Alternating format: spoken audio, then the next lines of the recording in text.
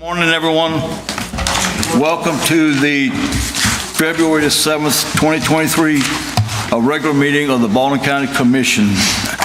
And at this time, we have Pastor Marty Hamilton with the First United Methodist Church here in Bay Minette that's going to lead us in the invocation, followed by the pledge from Commissioner McKenzie.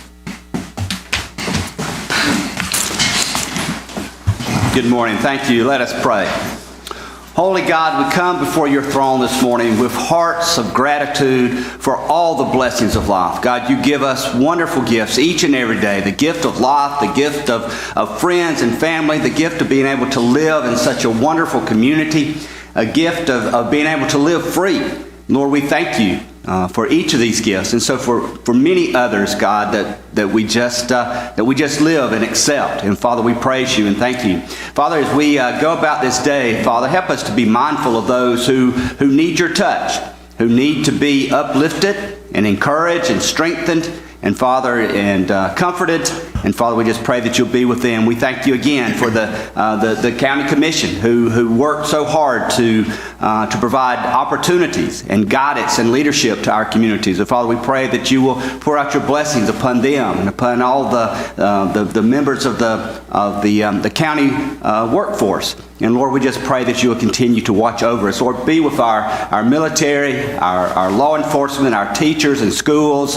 Lord, be with our president and our governor and all those who are in positions of authority. Father, give them strength and courage and wisdom to do what is right, Lord. And Father, finally, we just thank you again for all the blessings of life. In Jesus' holy name we pray. Amen. Amen. Please join me in with the Pledge of Allegiance. I pledge allegiance to the flag of the United States of America and to the republic for which it stands, one nation, under God, indivisible, with liberty and justice for all.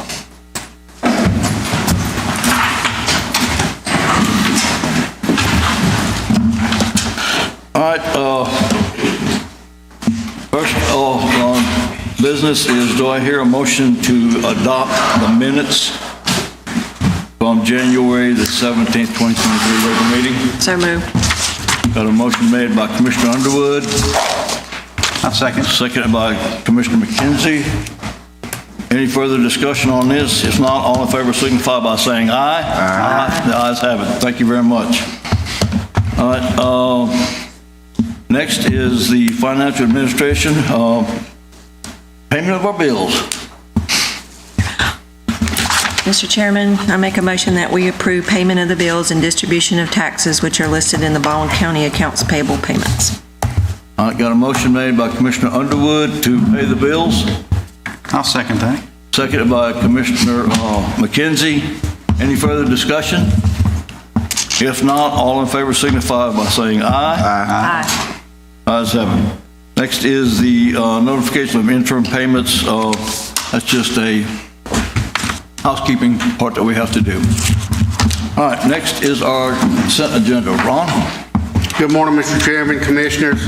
Before you is your consent agenda. Please note for the record several changes that occurred from yesterday's work session. Item CA4 has some date changes. Item CC1 has been pulled. Item CE15 has a replacement title change. Item CE19, the proof of publication has been received.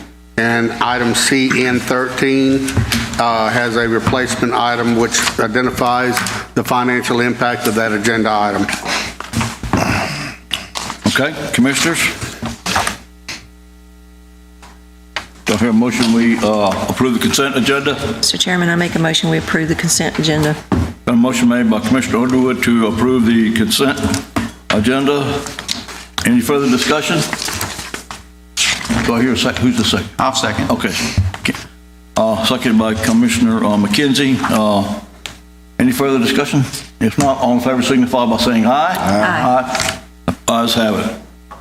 All right, next is gets into our presentations. Our first presentation this morning is a proclamation for the Black History Month. Ron? Mr. Chairman, Commissioners, Before you is Ms. Felicia Anderson, your Archives Director, and she'll do the presentation. Good morning, Commissioners. Could you want to say something first? We'll have the members of Area Women Action Group and Delta Sigma Theta come to receive the proclamation, please.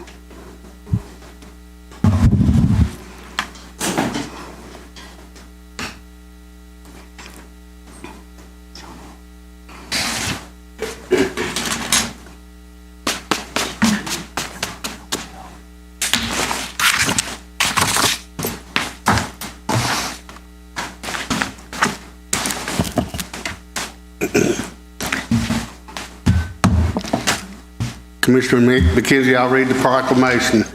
Proclaiming the month of February 2023 as Black History Month in Baldwin County, Alabama.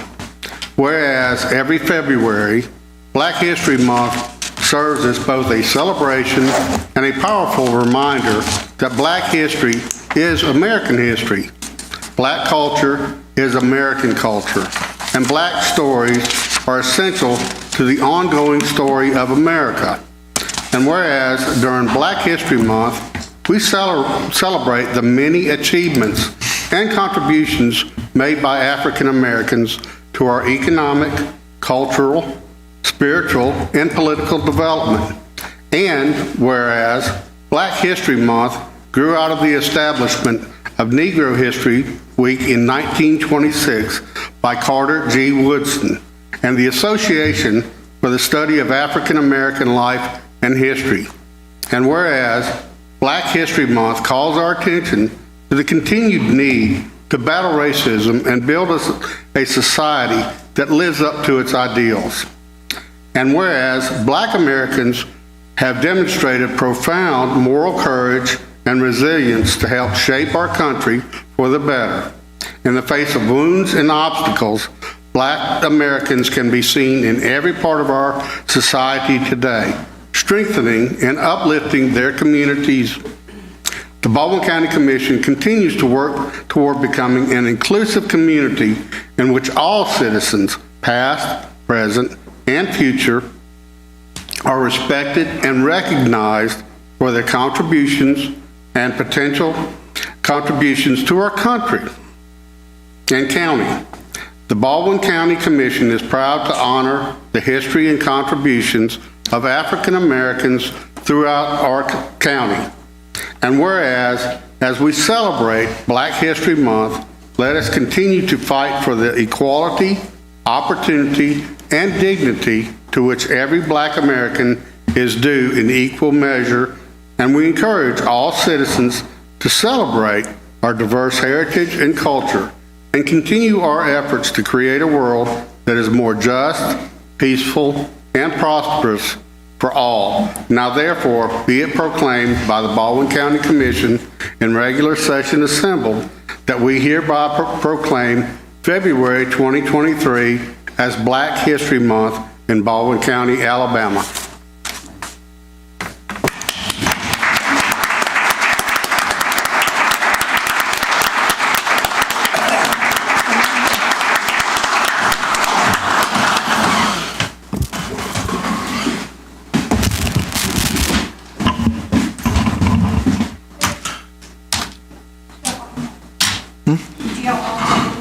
Sure. Get a picture? Yeah.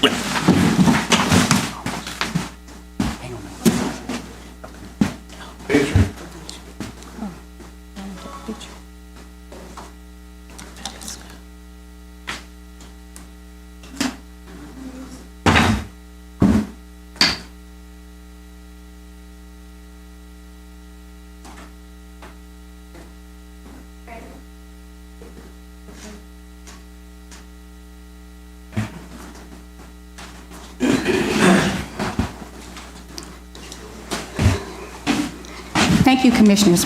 We do have a presentation, a real brief one, and I will take this opportunity to introduce our speaker.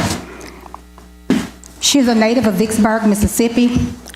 She is Tracy Brown, a graduate of Jackson State University. where she acquired her Bachelor's of Art degree in English and her Master's of Arts in Teaching English. Upon graduating in 1993, Tracy began her teaching career at Foley High School and later transferred to Daphne High School. She had taught in the school system for 26 years before retiring in 2019. She is also an adjunct instructor with Coastal Alabama Community and College here in Bay Minette. Before retiring from the Baldwin County Public School System, Tracy became the executive director of the Ruff Wilson Youth Organization Incorporated in Daphne, and she currently works in this capacity. Through this nonprofit entity, her staff and she cultivate the minds of young people in Daphne and surrounding areas through year-round development programs in education, social development, recreation, and cultural activities, thus creating an environment of empowerment and enrichment for these future leaders of our society. Tracy is a member of Macedonia Missionary Baptist Church in Daphne, where she participates as a Sunday school instructor, choir member, and youth counselor. Through her church's affiliation with the First Eastern Shore Missionary Baptist Association, she has served as the district youth director for over 6 years. Moreover, she is a member of the Baldwin County Alumni Chapter of Delta Sigma Theta Sorority Incorporated, the Baldwin County Chapter of the NAACP, and a board member for the Seas Educational Foundation of Daphne. Tracy is the proud mother of one son, Cadet Hamilton Baker, USMA West Point, and enjoys reading, writing, cooking, and speaking. She also has a special place in her heart for the elderly and young people. She depends upon her faith in God, daily meditation of the Word, and constant prayer to guide her in her life and in her relationships, first with the Lord our Savior and then with others. Tracy truly believes that love conquers and covers all. Tracy Brown.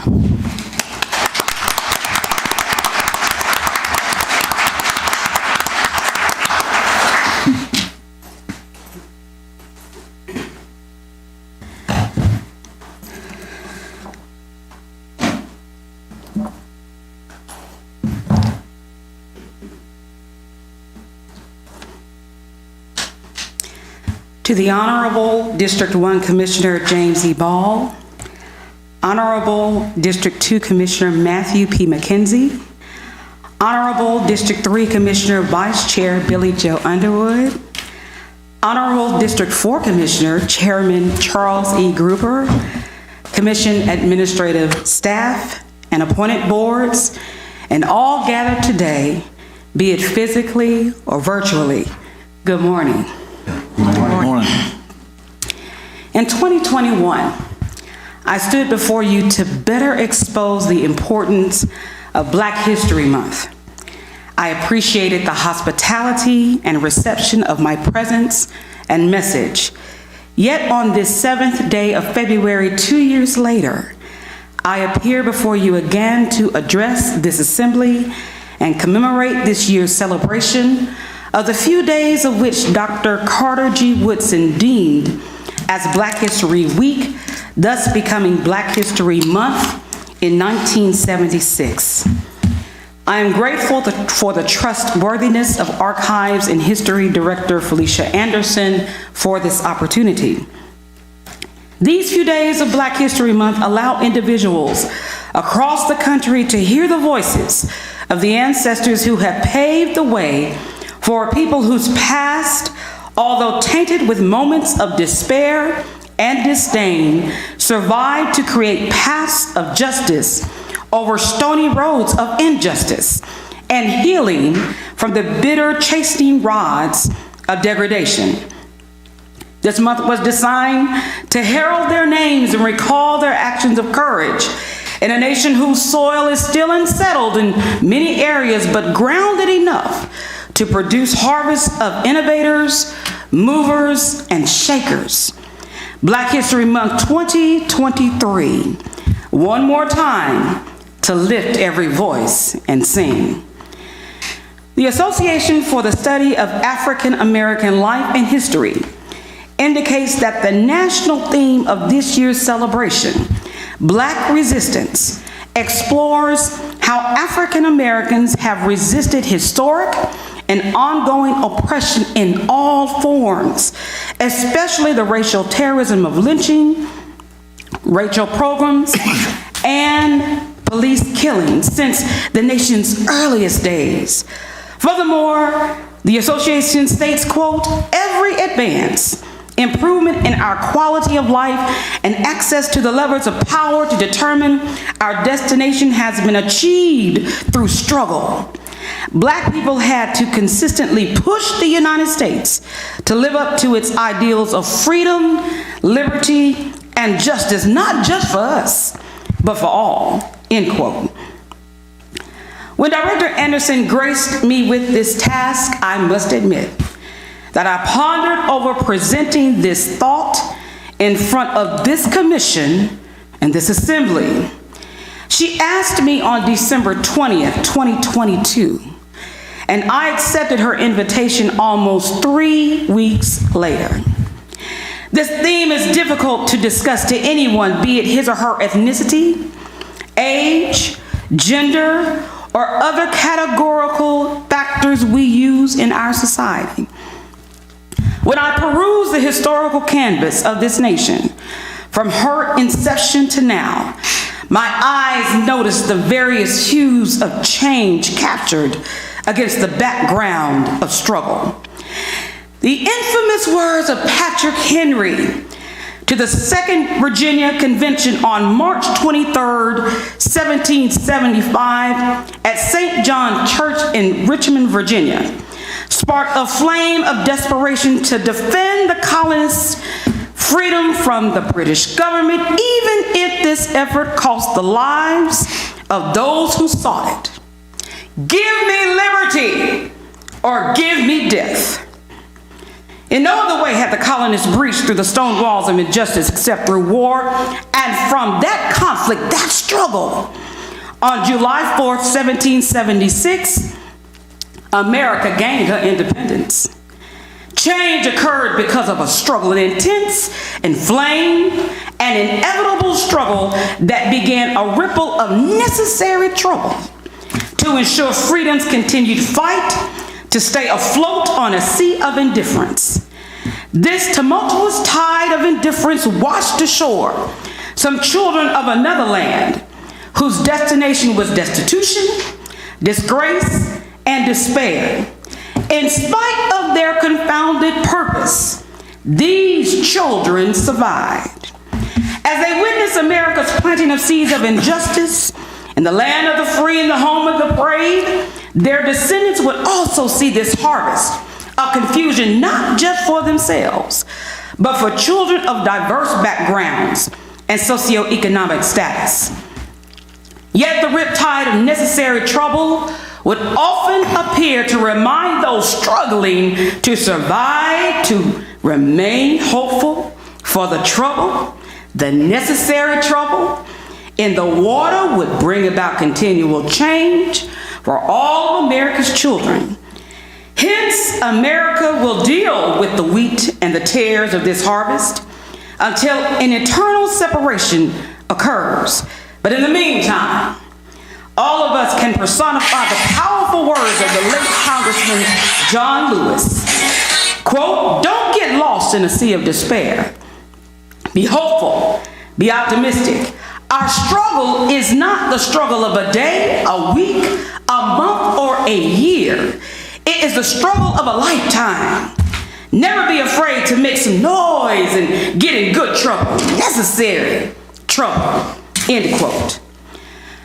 On the 7th day of February in the year of our Lord 2023, amid a month that I proudly celebrate, I am thankful for this theme, for it caused me to reflect upon my purpose, my position, and my passion.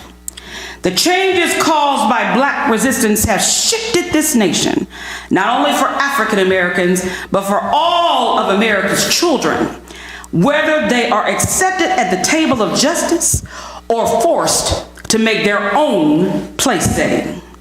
I am thankful that those before me recognize that one guest at the table named insecurity. He was in the process of crashing the party, for insecurity had invited fear, and fear invited division, and division invited prejudice, and prejudice invited racism, and racism invited hatred, and hatred invited violence. Insecurity just knew that the party was going to be, as this generation exclaimed, lit. But in the corner, another guest kindly waited as dinner was being served. No one noticed the guest's presence in the room, let alone offered a seat at Justice's table. For this guest looked upon those who were attempting to crash the party with empathy and compassion. This guest held the possession that others seemingly had forgotten. Everyone in the room was of the same thread, the thread of humanity. Everyone in the room was birthed from the hope of true justice, the justice that saw truth and not tint. Everyone in the room was able to sit and eat because of this guest. Necessary Trouble humbly approached the table and had a special seasoning able to alter the palates of the others. This flavoring was manufactured at Love's Warehouse, and the packaging merely read, Grace and Mercy. Every time this guest sprinkled the seasoning over the entrees of liberty, equality, and freedom, insecurity sneezed. Every time this guest sprinkled the seasoning, fear coughed. Every time this guest sprinkled the seasoning, division, racism, and hatred became nauseous. Every time this guest sprinkled the seasoning, hatred and violence reached and reacted to an allergen that caused unsightly scars that became difficult to bear. Those who were at the table had to leave. And while they would plan another party in the very near future, Necessary Trouble would be ready to show up unannounced with that special seasoning. For me, Black History Month is 365 days of the year. The struggle of those before me served as a background for the life of which I now display. Yes, to watch the news is difficult. To hear of the economic, social, and racial injustices that continue to plague this nation is dreadful to the ears of my soul. But Necessary Trouble had a message for me. And as I go to my seat, I will pass it along to all who will hear with your heart and seek to do with your actions from this day forward.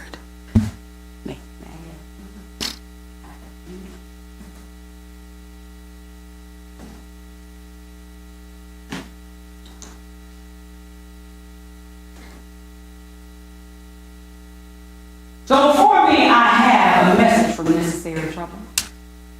Necessary Trouble wants me to tell you that when you look at me, you see yourself. If you can't walk in my shoes, then you don't share my thread of humanity. If you can't walk in my shoes, then when I cry, you will not.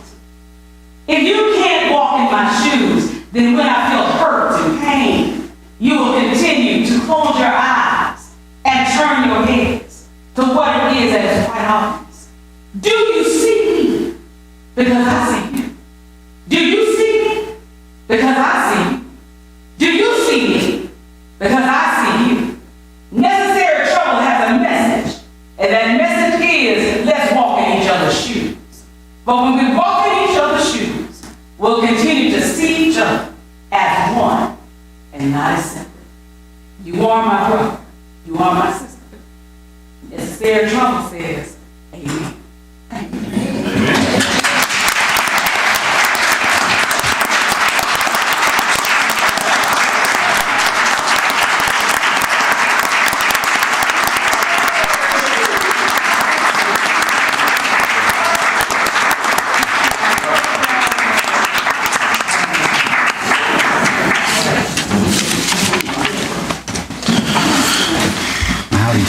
Thank you, Commissioner. Thank you. Thank you. Thank you. Awesome.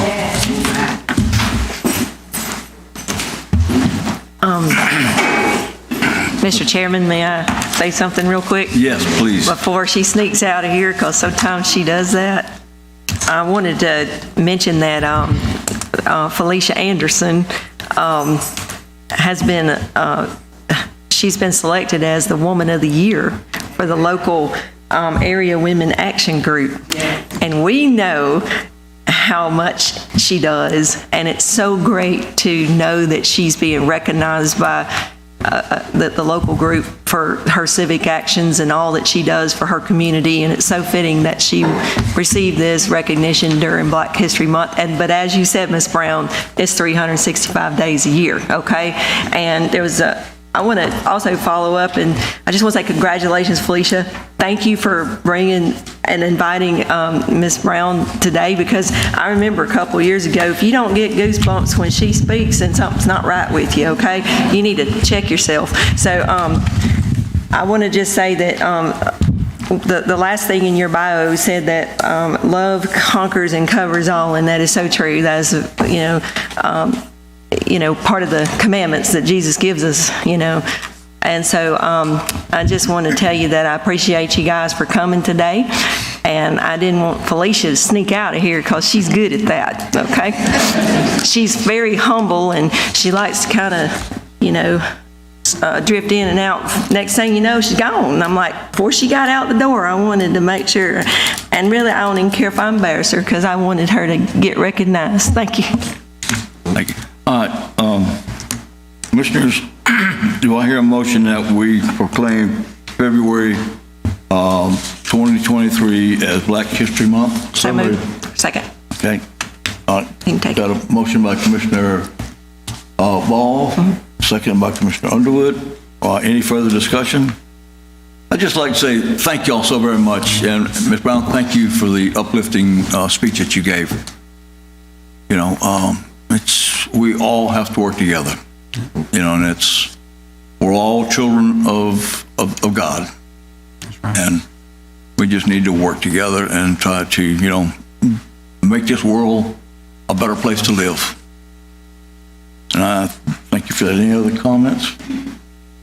All right, hearing none, got a motion, and all in favor signify by saying aye. Aye. Thank you so very much. Thank you all. Thank you.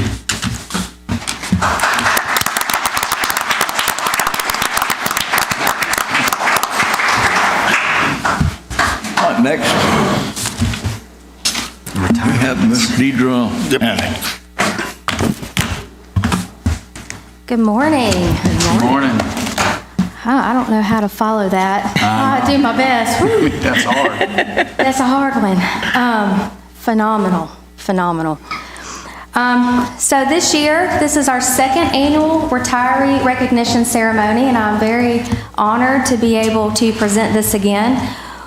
With our retiree recognition, we are awarding plaques to those county employees who met the service requirements in 2022 to retire through the Retirement Service of Alabama. So we have 22 retirees, and with these 22 retirees, they represent over 470 years of service to our county. So each plaque represents a thank you for your respective years of service and dedication to the citizens of Baldwin County. So without further ado, I'll have y'all come down here.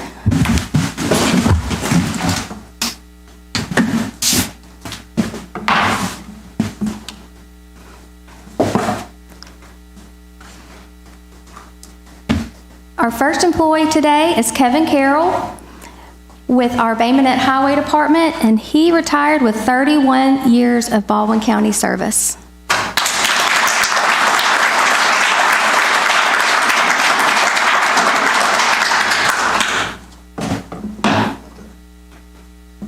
Get in the picture? No? Roll tide.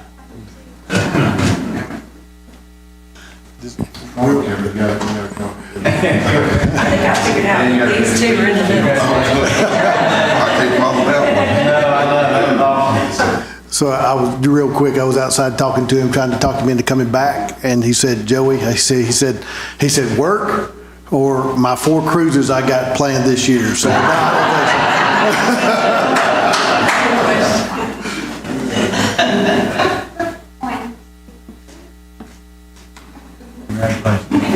don't think so.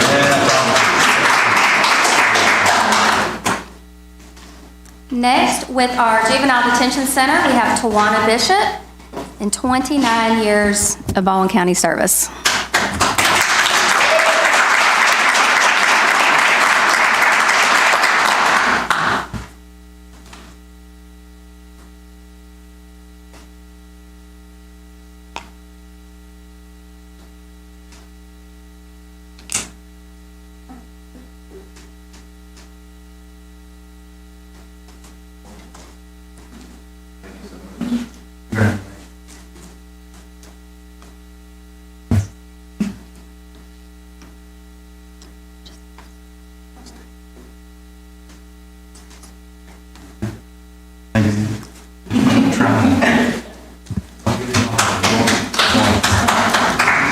Next, with our Solid Waste Department, we have Mark Branch, 25 years of Baldwin County service.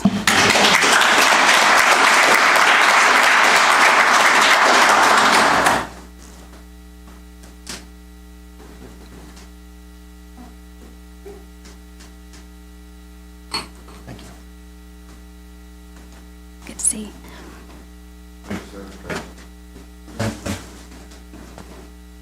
We're also presenting Mark with his 25-year service pin he did not receive.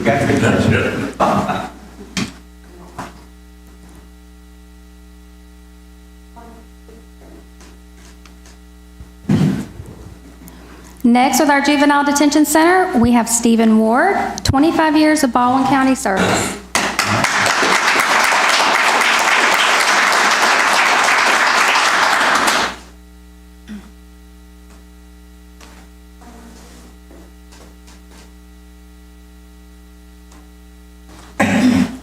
Stephen's also being presented with his 25-year service pin.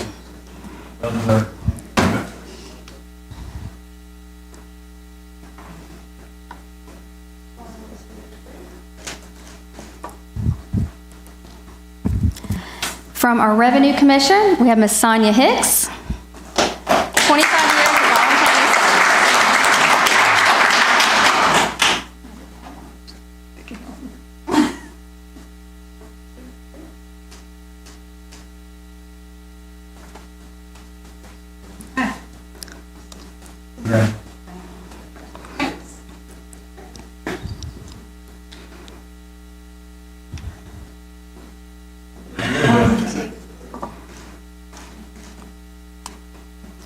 Next, we have Ms. Alice Bonner with our Finance and Accounting Department, 22 years of Baldwin County service.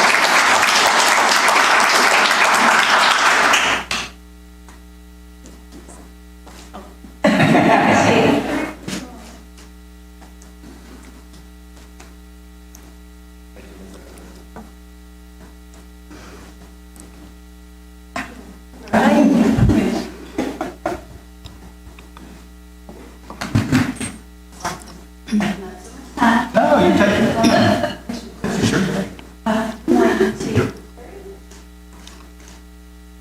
Every day's Sunday.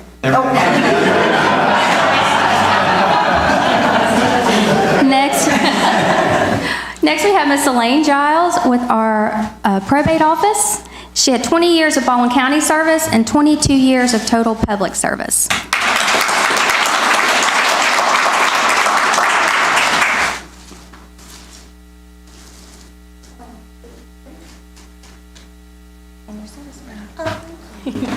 She's also receiving her 20-year service pin.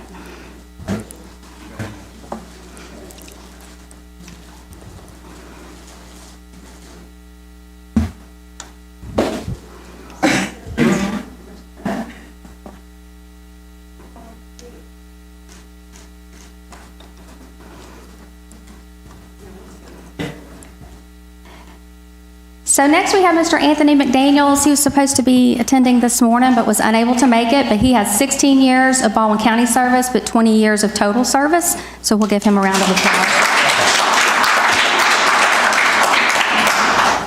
And last but not least, for in-person presentation, we have Ms. Jeanette Hutto with 16 years of Baldwin County service with our probate office.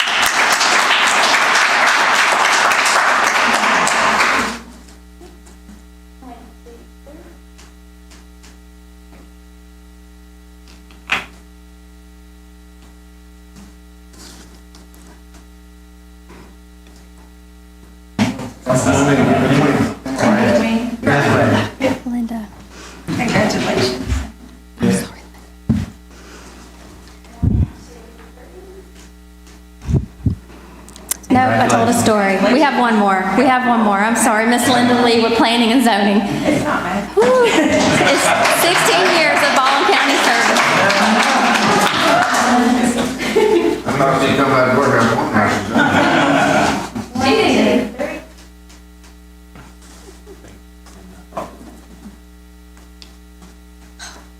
Sorry.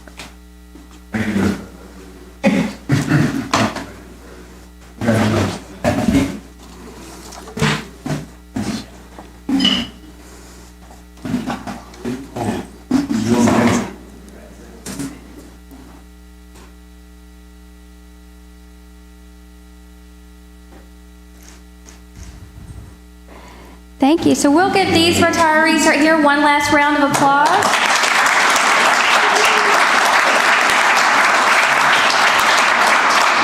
We'll scooch in and take a big group picture, please. I think that'll work. Okay, we'll do that. Yeah, everybody line up here.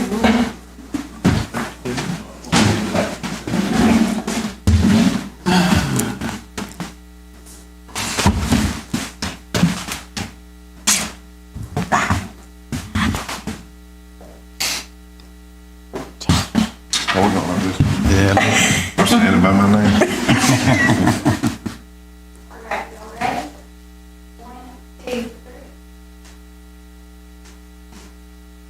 Thank you.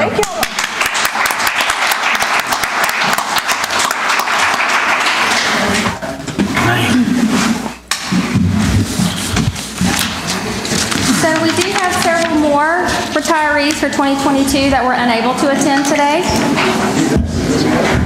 Pamela. So first, we have Ms. Pamela Kirchar. I knew I was going to mess that up. She was a buyer 3 with our budgeting and purchasing department, 29 years of Baldwin County service.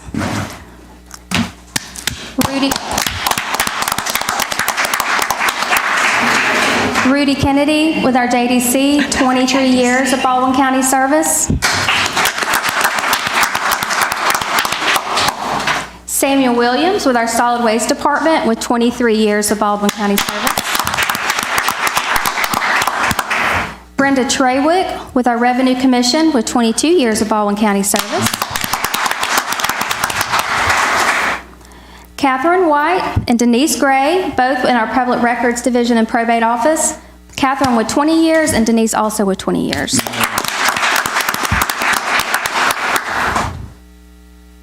Timothy Buchanan with our highway department with 15 years of Baldwin County service. Jimmy Murphy with our solid waste, 15 years of Baldwin County service. Wayne Bird in our highway department with 14 years of Baldwin County service. Jamie Logan with our Bratz department, 11 years of Baldwin County service. Marsha Ward in our sales, use, and license tax department, 8 years of county service, but 15 years of total public service. And last but not least, Patrick Donnelly, building maintenance. He had 4 years of county service, but 25 years of total public service. And that is it. That's our 470 years of Baldwin, or public service. Awesome. That's awesome. Awesome. That is awesome. Good job, guys. Commissioners, you have any comments? Yes, I know a lot of them have scattered out of here. A few of them are still in here. I think it's great. It's bittersweet because we see all this service and all the awesome people who are having the opportunity to retire, which means we might be losing them, but their families and everybody else is gaining their time, and for even if some of them embark on another career. And I think I've seen this way too many leaving JDC, but I looked at the number of years they all worked there. That is a testament to the fact that there's not big turnover in a lot of those positions. And so I know there's always big shoes to fill, and I look back here and see Ron Ballard, but I'm like, wow. So for those of you who did stay in here and are still listening to us, thank you so much. Not that they have to, but I think Jimmy Murphy wins the picture prize for me. I love that. That's so Jimmy, you know. And so thank you guys so much for 470 years. Sometimes it's hard to wrap your head around what that really is when we think about it. So thank you from the bottom of my heart for what you guys do for Baldwin County and what you'll still do for Baldwin County as citizens. Thank you. I'd just like to say thank you for your service. That's, you know, y'all done an excellent job for the county, and I just want to say thank all of y'all. Yep, absolutely. 470 years, that's a lot of time we just lost. So I guess all the young and newly employed people will have their 20-something years coming for them one of these days, and I don't know if we'll all be sitting up here, but it's always good to do these employee recognitions, whether it's through retirement or the PIN promotions throughout the years. I'm glad Deidre and us are bringing this back, because it's something else, and for y'all to show back up, even like maybe Kevin missed his cruise or whatever, to show back up to accept a plaque means a lot to us, and we just want to do a little something to express our gratitude towards all the dedication and hard work that you did for this county, because as we've always said up here, it's not us, it's about y'all. So we just pay the bills and do this kind of stuff up here, and y'all do all the work, and we're humble and very appreciative of everything that y'all do. Thank y'all. I'd just like to say thank you for all the service and the years that y'all dedicated, because it's dedication, you know.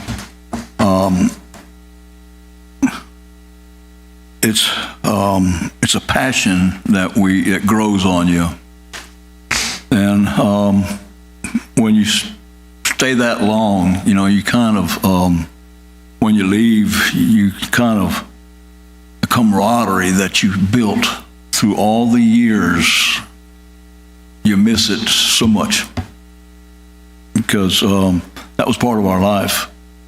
And if you stop to really think about it, you know, we're one great big happy family. If you look at it at the process that, you know, you spend just about more time with your fellow employees than you do your family. If it's to be known, because, you know, a lot of times certain departments, you know, they have to work weekends, holidays, and everything else.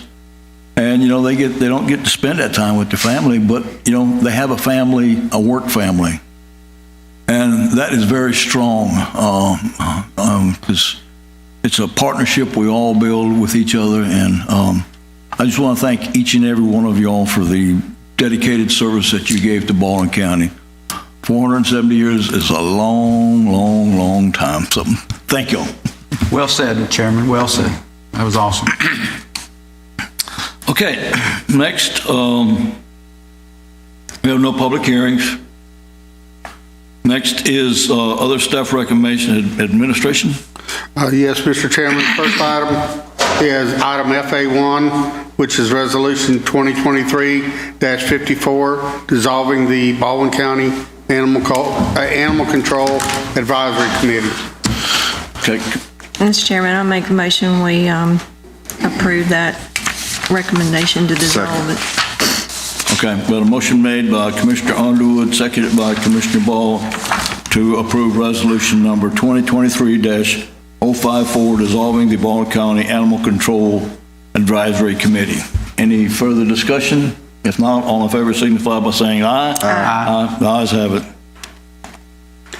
Next, Mr. Chairman, item FA2 was pulled at the request of staff. Next item is number FI1, Medicare Open Enrollment 2022 results. Ms. Kelly Childress. Good. Good morning. Good morning. Good morning. Thanks for having me again this morning. As you know, many of the jobs at the Council on Aging, or one of the jobs at the Council on Aging, is Medicare Open Enrollment. The thing about open enrollment is, yes, it's October 15th through December 7th, but we do this all year. So anyone turning 65 or anyone that is 70 years old that is leaving a full-time position that has to get Medicare, or any age that they are receiving Medicare, they come to us. Insurance is so confusing right now. So they come to us, but initially October 15th through December 7th is when you can check your plans. Well, if you go to an insurance company, they're going to sell you insurance. We don't do that. We're going to sit down with you. We're going to look at your income. We're going to look at your doctors. We're going to look at your drugs. We're going to make sure that whatever insurance you decide is the best insurance for you. And then we give you the options and you move forward and make your own decision. This year was a little challenging for us. We have 5 counselors that do that from the October 15th through December 7th. This year, we had 3 to 4 counselors due to COVID and due to medical leave, so it was very challenging. And usually by the mid-November, we are booked solid and we have pages of people on hold or waiting. We were able to get through all of those pages. We were able to end December 7th with no one in the wings waiting. And you take out Veterans Day and Thanksgiving holidays. With those, there were 36 working days. We saw 1,461 clients, and of those clients, 457, and that's just the ones that we could keep up with, had a savings that totaled just shy of $500,000 that was put back into their pockets because of these uprising prices. Had they not come to us, that wouldn't have saved them any money. And on December 8th, I had clients calling, and on January 1st or the 2nd, when they go to the drugstore to get their prescriptions filled, and they call me and they say, Kelly, why my insurance didn't cover my medicine, or my premium doubled this year. And I look back and I say, did you come get your insurance checked? And they say, no, it was good last year. I didn't get it checked. They have to get it checked every year. So just what we could tally up, that's what we were able to put into 457 people's pockets. And so I wanted to brag about the staff at the Council on Aging. This is just one of the things, and when a client sits down with us, you think, okay, it can take 10 minutes. Y'all, it can take hours. You're dealing with Social Security, you're dealing with Medicare, you're dealing with their retiree insurance. And so kudos to my staff. You know, the staff at Council on Aging has been there a long, long time, most of them. And so this is all knowledge that they have acquired throughout all of these years. And I can't do it without them. They're amazing. So I wanted just to kind of put the light on them for a little bit. So thank you. Thank you, Kelly. Thank you, Kelly. Thank you so very much. You know, go ahead. I'll let Steph go ahead. Commissioner Underwood. Yes, Kelly, I just want to tell you that I'm learning all the time more and more things that you guys do, and what you just said made so much sense. When you do reach that 65 threshold, I didn't realize how many times people need to keep coming back every year and reassessing that. So for all you guys out there that have never used the Council on Aging services, let me encourage you. I'm not going to chastise you and say shame on you. I'm going to say, you know what, just because you haven't used it before, you need to check these guys out, because I didn't realize how much they can even help people who have aging parents and things like that. So you guys have been there for all kinds of people, and I can't tell you how many kudos we get in emails for what great services that these guys do. And people think that, well, maybe it's just for low-income people or not. No, it's for people who are retiring out, and your company is telling you that, you know what, you're going to have to make a choice about your medical supplement and what's going to happen to you. And you know, I've had people call and say, of course, they always mention Kelly, and then they'll say somebody else's name that works in there. And so you do have a phenomenal staff, and thank you for bringing this to light and bring it to the attention, so that maybe somebody, when they're watching this one day, or even, because this is not old, this is news that can be replayed over and over and over and over again. And if you're retiring or reaching that age this year, any time of the year, is that correct? But once you're already on Medicare, then you need to revisit this every fall during that open enrollment period, and then you need to revisit it every year just to make sure. Sometimes what you got's good.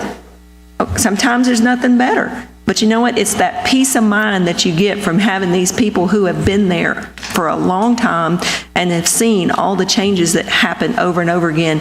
And if you can put that much money back in this number of people's pockets, with the rise in cost of everything else, they need it now. Everybody does. And most people, when they get to a retirement age, are on a fixed, limited income. Some people have more than others, and some people have less. Some people can barely make it. And so just getting, and you know, you really wouldn't need that supplemental unless you are sick. You know, but a lot of people start experiencing health issues when you get to that age.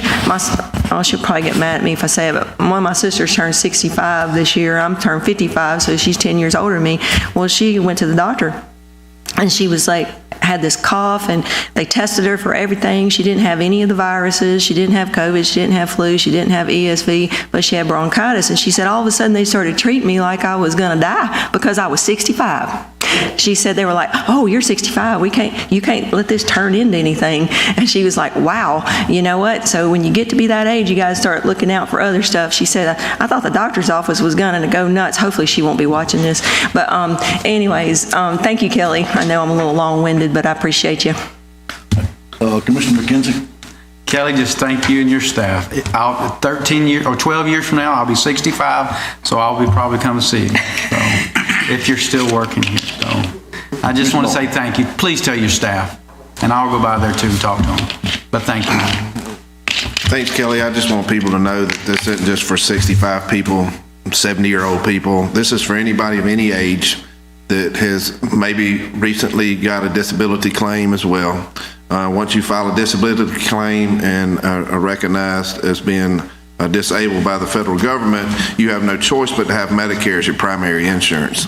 Then it's up to you to find a supplemental and drug plan and all that stuff, and Kelly's office does an amazing job with that. So just for the people that's watching this, don't wait until you're 65, because there may be some out there that's 30, 20, 40, whoever has filed disability, and you're in, because they do not help you once you file disability. There's no help to find out what to do next as far as insurance plans and that kind of stuff, and it's very complicated, but Kelly's office does it flawlessly and helps thousands of people with that as well. So thank you, Kelly. Thank you, staff, for everything that you do. Kelly, thank you so very much for you and your staff. They do a remarkable job. I have seniors call me all the time and just thanking me, and they said, it's a pleasure for them to go there. And I visit there every once in a while and see some of the folks come in there, and they're just, they're thrilled that somebody is looking after them. Because a lot of them don't understand what they have to do. And it's, once you get in that age, it's a little bit different. So, but anyway, thank you and your staff, and tell them that, we appreciate what they do. It's a big job. And y'all's hearts go out to those seniors so much. It's unbelievable. So thank you again. All right. Next is G. Yes, Mr. Chairman, Commissioners, there are 7 items under the American Rescue Plan Act recommendations. These 7 items are represent official commission action on various programs. You can vote on them one at a time or as a group. Y'all want to do them one time, or would y'all just go ahead and do them all at one time? I'm okay to do them as a group. I'm okay with a group. Okay. All right. With that being said, then, Do I hear a motion that we approve items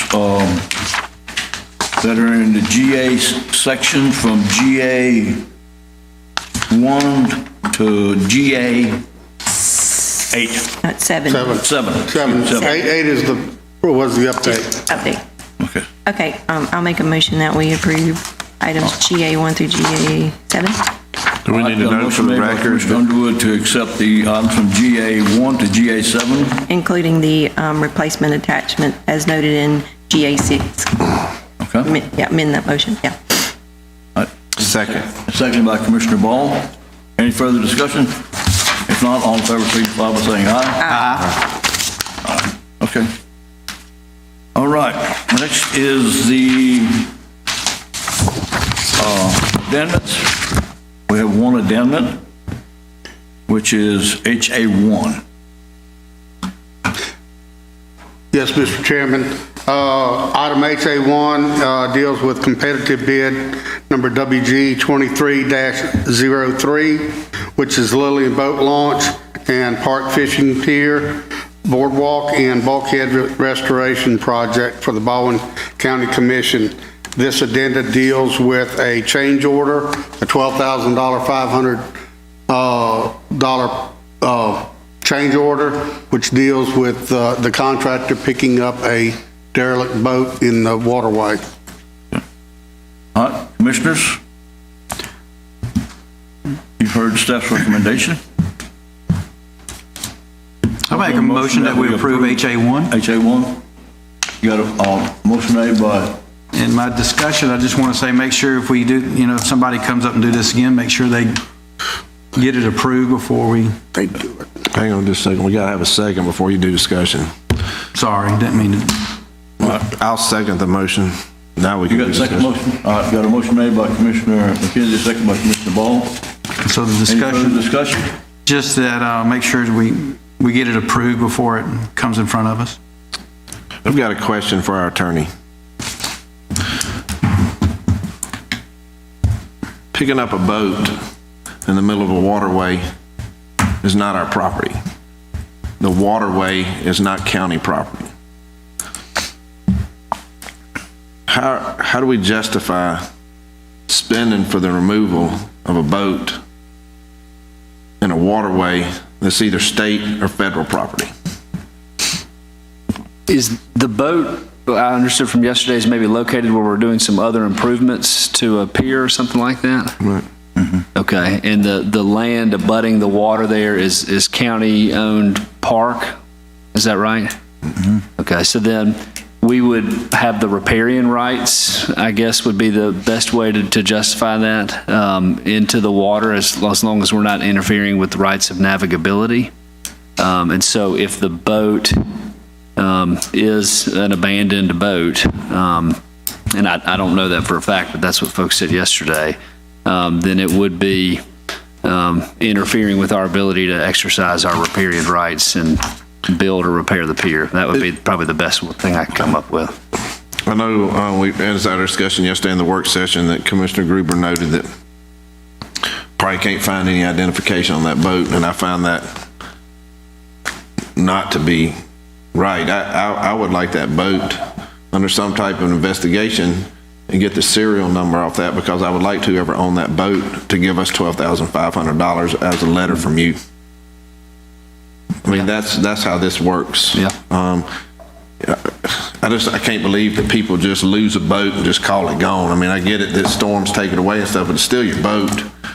And once we find it and got it out of the water for you, I mean, to me, somebody's got to pay this cost, not the taxpayers. Mm-hmm. And I don't know what kind of thing is going on with this new legislation piece of derelict vessels. There was the talk of we getting some type of reimbursement back for removing things like this. There was talk about using, I want to say it was is it a DECA money or CBGR? There was something that there was going to try to find grants to flood us with, and none of that's been talked about. And this is not the first one of these, Brad, that's coming up. This is just one that we didn't even tackle it. Somebody did it without our authorization, and we got stuck with a bill. Right. So I would like a little bit more work done into this before, I mean, we're going to take a vote on this, and this is a hit we've got to take, but I think it's unfair. And I think that the person who owns this boat, once it's located, I'm sure they had insurance on the boat maybe that paid for the loss of the boat and all that kind of good stuff. And if we get the serial numbers off that hull or off the motor or whatever, I mean, I feel like it can be traced back through our, all the technology we got today. I mean, surely it would come back because, I mean, I see this show on TV, people finding cars that's been in the water for 50 years and they run the tag and they found out whose car it was and the person that was passed away in it and stuff. So somebody's got to know whose boat this is. Right. And if it's proper for us to send them a bill, let us know. I mean, let us know because I would like to pursue something like that. Okay. Yeah. And just to be clear, I mean, y'all didn't authorize this contractor to go pull this boat out, so you have no legal obligation to do this, but you can choose to do this change order because it's going to be necessary to do the improvements that y'all are trying to accomplish anyways. But, just because somebody does it, they're doing it at their own risk at that point. I mean, we didn't even get the price search. I mean, we could have gone and said, all right, he could have come to us and say it's going to cost this much. And then we could have gone out and see if somebody could have gotten it out for this much. I mean, if I'd have known where the boat was, I'd have gone down there and pulled it out myself for nothing. I mean, if it's going to save us $12,500, right. If all we're doing is pulling it up and just leaving it sitting out there by the launch until it goes to the dump. I mean, you're right. I mean, we weren't responsible for this, and it's just a hard thing to vote on. What happens if we don't make the change order? Then you don't have to do it. Nothing happens. Then he could go after the people that own the boat instead of just dumping it over on us. I guess he could. He could put it back, I guess, maybe. Would be the worst thing he could do. That'd be the problem. If he puts it back and it's in the way of what we're trying to do, then, we're just going in a circle. But, well. Was the boat there? Where's it? We haven't even seen is there a photo? Anybody got a photo of the boat? I didn't see any news. Let's see. We got a photo of this boat? It was on the news. I mean, I don't know what that is, but it was a Debbie Williams news story, Channel 5 news story. And you got to close that page up. We'll just turn your volume down. My question is when they did the first bid on a project, when they went out there and looked at the boat launch, did they know this boat was there? Yeah, I have no idea. Does anybody know? I can't believe it just floated in there since they bid on the project. I know it didn't just float in there. The water must have dropped out or something, but the boat's been there probably for a long time, and it's hard to miss a boat. All of a sudden we found it. Because I don't know, how do we know how much it costs? That's what he told us it costs. We didn't go out for bid or search prices or nothing. I don't know what the cost of a boat removal is. And here we are adding $12,500 to almost a $300,000 project, which it seems like could be included in that anyway. So it's just don't make sense.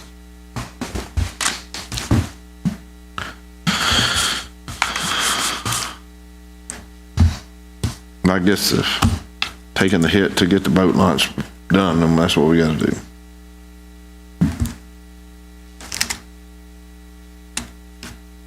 What are we doing? Are we waiting to vote? He's looking for a picture, I think. I'm looking for a picture of it. It's just a black looking boat.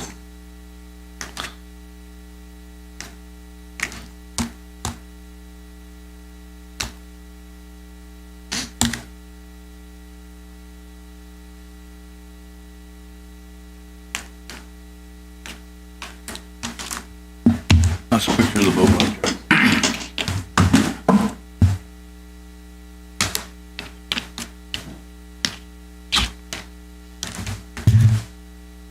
That boat's been there. Yeah, it's been there since Hurricane Sally. Yeah.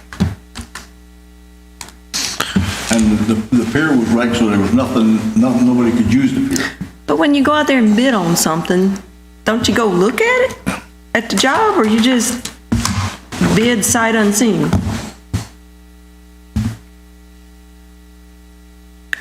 Is there anything could be in that contract that says we would be responsible for that? We don't know without really researching it, do we?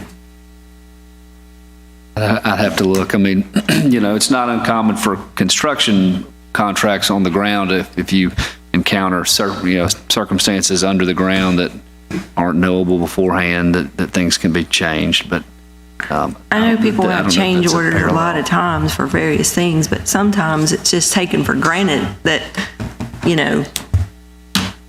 There again, that boat is a fiberglass boat that has a serial number engraved into the hull that cannot be taken off. All you got to do is spray some bleach on that mold and expose that serial number. I would just like to pursue that. I'm sure we're going to vote to approve this, and that's fine. I would just like to pursue whose boat it is. It's somebody's boat. Somebody's missing a boat. Right.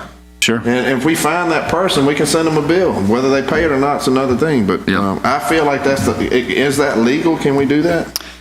I got to look at this new boat statute. I didn't know about this until the meeting yesterday, but I'm sure it is. I mean, I can't imagine. I mean, if somebody leaves a boat there like that, it's hard for me to imagine we couldn't pursue them. I'll say that. I mean, you can't just leave litter or things like that and not expect to be responsible for the cost of picking it up. It could be an insurance fraud or anything else being sunk. Yeah. I mean, you're right. It might end up with we send them an invoice, they don't pay it, and then we decide if we want to sue them over it or not. But we can try. It'd be small claims. All right, Mr. Chairman, I guess go ahead and call for the vote. I mean, there's questions about tabling and stuff like that, but I think the project's got to move forward, right? We've been waiting a long time on them to even get down there. Or was it materials we were waiting on? All right, so you'll want to disapprove the change order? Well, you have a motion. We've already made the motion and a second. You have a motion and a second to approve it is what I believe the motion is. Is that right? Yeah. That's right. I guess just ready for a vote. Okay. All right, is there any more discussion? If not, do I hear a motion? I've got the motion by Commissioner McKenzie, second by Commissioner Ball. And all in favor signify by saying aye. Aye. The nays? I said aye. I didn't want to, but it's one of them kind of things where that, I mean. Gotcha. All right. All right, next, is Commissioner request? No, sir. Commissioner request? Hang on, do you have any requests? I was gonna let whoever go first. I actually would like for y'all to ponder over a couple of things. I never heard anything back about the library when I mentioned it in work session, and it just seems like this just keeps going on and on and on. And if we don't come to a resolution soon, I think we really need to consider a more serious course of action with the library situation. And the other thing is, I've noticed that a lot of meetings have put an opportunity for public comments to be at the beginning of the meeting. And we started doing that at the MPO. And that way, you still adhere to the Robert's Rules of Orders, but if there's somebody from the public that has a comment they'd like to make, I just think that might be something that we might ought to look into, just in case. Oh, yeah, this is under request, yeah, okay, that's it. Okay. Mr. Ball? You said you didn't have any? Brian, will you come up here for just a second? I have worked with Brian on some things with CIS, with courthouse security, and we've recognized a few things walking through the courthouse that brought to Brian's attention and that I need to bring in front of the commission to see if it's something that we want to move forward with, and Brian has already got prices and things like that. So Brian, if you tell them what we talked about. Sure. First request was to look at the door at the base of the stairwell going down into the basement of the courthouse, securing that with a proximity lock. Cost of doing that is going to be about $1,600 for the equipment, and then we'll do the labor side from CIS department. Number two was the ability for court security to actually monitor your meetings here and also in the Fairhope chambers. We can do that with our existing technology, the cameras that you see on the wall. I do want to point out that what we would do in that situation is that we would lock the ability to pan, tilt, and zoom these cameras. You don't really notice them moving in here just because of the shape of the cameras, but they're constantly moving for us to capture the images that we need for the feed, for the recording. It may limit the ability for court security to view the areas of the room that they need to view, but we can put a dedicated camera in these locations for about $700. That would be, again, just the hardware and the licensing to run that camera. We could pick a camera that we use the least in the filming of these recordings and give them access to that camera and try that. And then if it doesn't give them what they feel is a safe view of the room, then we can go from that location. The third request was the ability for the court security to monitor the judge's entrance and exit to the courthouse. We can do that with our existing technology, and there's really not a cost to that. It's just the approval from the judges to allow that tracking to be done. They're coming and going from the physical building. We're just putting something together. I just want to let y'all know in the near future, maybe coming up on agenda items or something like that to be able to better serve the public and secure the courthouse. And definitely I was thinking about our meetings, and there's nothing in our meetings at all except we've got 2 guys out there today, but there's no security, there's no metal detectors, and we're exposed to the public just as well as judges and everybody else. And the courthouse security was willing to at least monitor our meetings just like they would monitor the courthouse. It would be something else in case something arises. They would be seeing it as well. So. And we could take action on that now. Yeah. There's no cost to that if we use the existing the existing cameras that we have in the rooms. Yeah, I'm good with that, and I would want to take, if it's just $700 to get another camera, because you guys have went ahead and assessed what we need to get these videos, because we want to be as transparent as we can with our recordings. And so I think that if we might have one that's not used as much, but if we can do it for $700, I think we should go ahead and do that. You got that in your budget? I believe so, yes, sir. If not, come back to us. Yeah, let me check before I say no, okay. But I think we should have that. But what do we need, if we want to do that, do we need to move forward with that, Mr. Chairman, like as a motion? We need something so that it can be for the record, So let's just put it on the next work, put it on the agenda. Our next meeting. Yeah, just work up an agenda item for us, Brian. What about the card access? Do you want us to follow up with Yes. court security on that? Well, we need to follow up with judges on that first. Okay. Yeah, make sure that's what. But definitely I know the entranceway at the basement's got to be fixed. Okay. So I'll bring both forward, and then I'll just follow up with the judges. Right. Thanks. So that wouldn't need a agenda item for the card access, I don't believe. Okay. That would just be approval from the judges. Okay. So I'll bring both the other 2 items to you next meeting. Thank you. Thank you, Brian. All right, thank you. Couple more, Mr. Chairman, just stuff that we've been talking about in the last, I don't know, 6 months to a year or so. I think it's time for us to move forward with advertisements for an administrative position. Because Ron expressed not too long ago doing both. Again, we're doubling up his job opportunities, and I mean, it's not a one-man job for 2 things. We're held by statute to have 10 employees, I mean, we need 10. And so,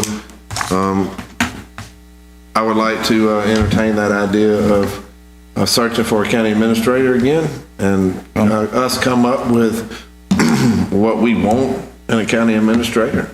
Approach it to Deidre, and let's get the job description up and post it.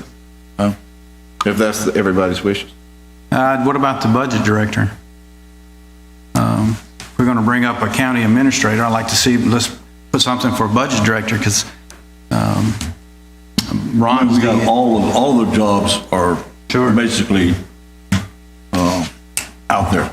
Every one of them that we have contracts. I mean, it's just part of, what I've been saying that we need to look at. It's,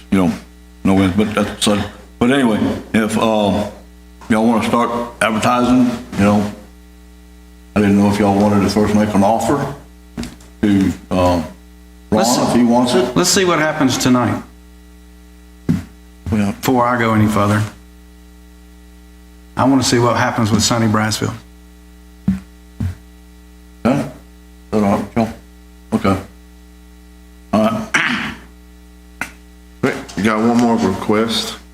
I'd like to solicit advertisements for what we would consider a government relations employee that would work hand in hand directly with Randy and his group, but would be our in-house person, and I would like to create that as a contract position. So that we can do the interviews and we can pick who we want to work for us, not an administrator or not anybody else that works for this organization. We're entitled, if we're going to have a government relations person that works for us, we're entitled to, should be a part of the interview process, we should be a part of the hiring process, and we should pick who we want. And without being told we can't do it. I'm tired of that. So if we can do some things that we want to do, and I'm offering to create a brand new position called government relations, whatever you want to call it, and that be a contract employee. The statute says we shall have 10, we can have 40. So it's all up to us. Okay. All right, if y'all want to do that, we can start looking for, a government relations if that's what somebody wants to do. I do. I mean, we need it. I'm okay with that. We're lacking in the area, and we need it. Yeah, we need to get a job description up and get personnel to start. Because we got session coming up in March, Yeah. and I'm sure Randy and their group's going to be up there living in Montgomery, and I would think Randy Randy, don't you think that this would be a good idea for us to explore? Absolutely. Okay. And I want to be sure that we don't make the job description so complicated that nobody can figure out really what in the world that person does. Government relations is government relations. Well, and we'll create the job description. Right. We will create it, us four. Okay. And get that to Deidre to post. Okay. So at least, so on the, correct, we're waiting for tonight on the county administrator? Okay. All right. Anything else? Okay. Then next is senior staff report. No report, Mr. Chairman. County attorney's report.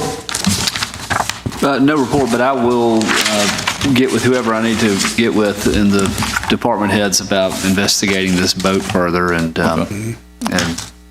try to get to the bottom of it. Anybody know where it's at?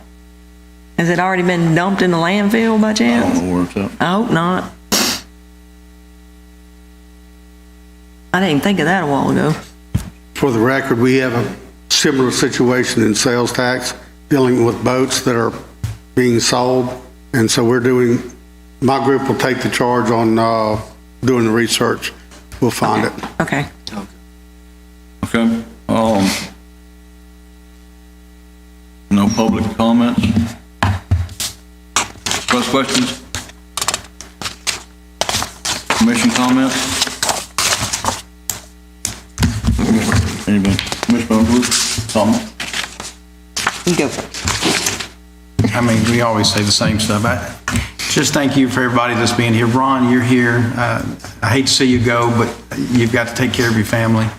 And we've made a decision on your replacement, and so I just want to say thank you. And all the staff that's here, thank y'all for what y'all do. When I first looked at the agenda, and I was like, holy cow, but it wasn't that bad after when I started going through it. So just thank you, everybody. Brad, thank you for what you do for us. Commissioner Ball? I'm good on the comments, thank you. Commissioner Underwood? Well, since you brought it up that we've hired a replacement, I believe she's in the audience. Okay, go ahead. I didn't know if I could say that. And, okay, I'll wait. Okay, so I'll just back up with other comments then. I just want to say that we are blessed here in Baldwin County, and the more I travel around the state for various reasons, personal and for the county, it amazes me how blessed we are with facilities. This is a place where people are wanting to move to. We know that by the numbers. And so I just want to tell everybody I'm just thankful and appreciative. Yeah, thank you. First, I'd like to start out with, Ron, appreciate what you've done for the JDC. You know, 30 years. Wow, with JDC, that's a long time. And you've done a remarkable job. I want to thank you for that. But also, in the same thing, we did our search, and we found somebody that is going to be able to come in and ain't going to take your place now. Because you can't be replaced with that. But somebody's going to step up and take the leadership of that, and that's Miss Georgiana Murphy. And Ms. Murphy, if you'd like to stand and, or come up to the mic and, if you want to just tell the audience a little bit, about yourself so that they knew who's going to be our new JDC director. All right. I have been with the Juvenile Court of Mobile County for 31 years. I have worked every position from detention officer to now deputy court administrator there. Detention is my first love. I've always just been a detention person. I'm really into community involvement with detention and things like that, because our theory on detention is every moment in detention is a teachable moment for the children there.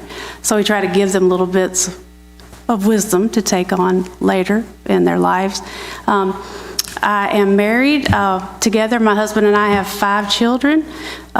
We're also raising our granddaughter. She's a senior at Murphy this year. We're big football people. All of our kids went to different colleges, so around our house, football season's quite something. But I really look forward to working with each of you. It's an honor that you chose me. It's very humbling. But Ron, I've always loved you, so that's great. But just thank you all. Thank you all very much. Thank you. Thank you for, coming. Just like to also say thank you to all the staff and everyone that gets our agenda completed and gets it so that we can have our meetings. And I want to thank the retirees this morning that we had. That's a long time, to be employed, and you have to be dedicated to stay that long. So it's amazing, and we've got some good people that work for this county. I don't think you're going to find them anywhere else that has as good a dedicated employees as Baldwin County does. I mean, it's from the top to the bottom. I mean, yes, you're going to have some discomforts and stuff with employees, but the good always outweighs the bad, and the bad has a way of leaving. They're on their own way. So I just want to thank everyone. So, but With that being said, do I hear a motion that we adjourn? So moved. I got a motion made by Commissioner Underwood, seconded by Commissioner Ball. If no further discussion, we are adjourned at 9:55.